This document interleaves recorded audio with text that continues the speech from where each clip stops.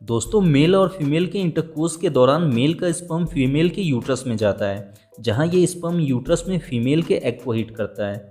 इस fertilisation process में female के यूट्रस में एक एम्ब्रोज बनता है। फीमेल के एग और मेल के स्पर्म के मिलन से एक बच्चे का जन्म होता है।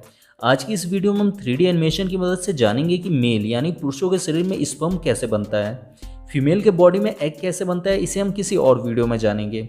तो आइए आज जानते हैं कि मेल के बॉडी में स्पर्म का प्रोडक्शन कैसे होता है।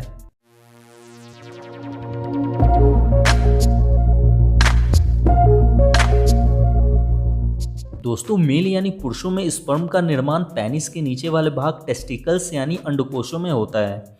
किसी भी मेल में 2 टेस्टिस होते हैं। इन्हीं दोनों टेस्टिस में स्पर्म का प्रोडक्शन होता है। जब हम किसी एक टेस्टिस को काट कर देखेंगे तो हमारा टेस्टिस बहुत सारे लोब में बटा हुआ रहता है।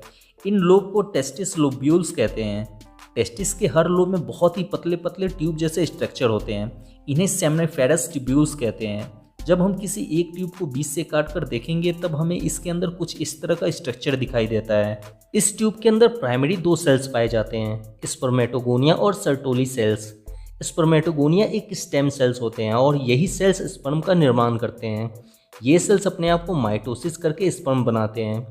माइटोसिस एक प्रोसेस है जिसमें एक सेल विभाजित होकर 2 सेलों में बदल जाता है। इस तरह से स्पर्मेटोगोनिया सेल्स अपने आप को विभाजित करते हुए और आगे के कुछ और प्रोसेस से होकर एक स्पर्म में बदल जाते हैं। स्पर्मेटोगोनिया सेल से स्पर्म को बनाने में टेस्टोस्टेरोन हार्मोन का बहुत ही इंपॉर्टेंट रोल होता है। ट्यूब में मौजूद सर्टोली सेल्स का काम स्पर्मेटोगोनिया सेल्स को स्पर्म बनाने के लिए न्यूट्रिशन देना है।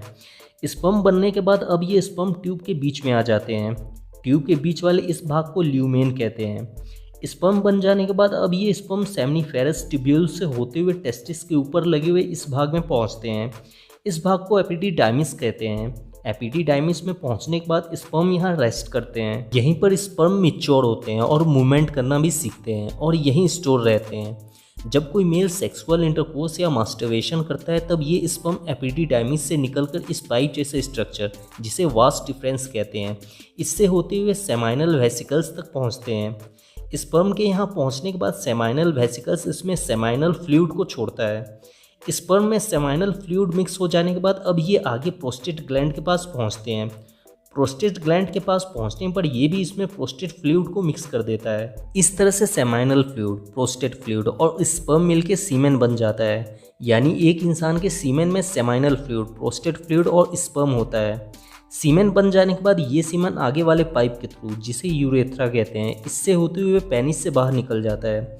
अब आपके दिमाग में एक सवाल आ रहा होगा कि जिस रास्ते से यूरिन पास होता है उसी रास्ते से सीमेन भी पास होता है, तो क्या ये दोनों एक साथ पास हो सकते हैं? तो आपके सवाल का जवाब है नहीं। ऐसा इसलिए नहीं होता है क्योंकि यूरिनरी ब्लैडर और सीमेन के रूट के पास एक डोर लगा हुआ होता है। जब आदमी यूरिन करता है तब सीमेन का रूट बंद हो जाता है और जब सीमेन आने वाला होता है तब यूरिन का रूट बंद हो जाता है। उम्मीद है कि आप ये अच्छी तरह से समझ चुके होंगे कि स्पर्म कैसे बनता है और मेल रिप्रोडक्टिव सिस्टम कैसे काम करता है। अगर आपको अभी भी इसमें कुछ समझ में नहीं आया है तो आप इंस्टाग्राम पर जुड़कर अपना कोई भी सवाल मुझसे पर्सनली पूछ सकते हैं। हमारे इंस्टाग्राम चैनल को फॉलो करने के लिए डिस्क्रिप्शन में लिंक दिया गया है। वीडियो अच्छा लगा हो तो इसे लाइक कर दें और इस वीडियो से रिलेटेड आपके पास कोई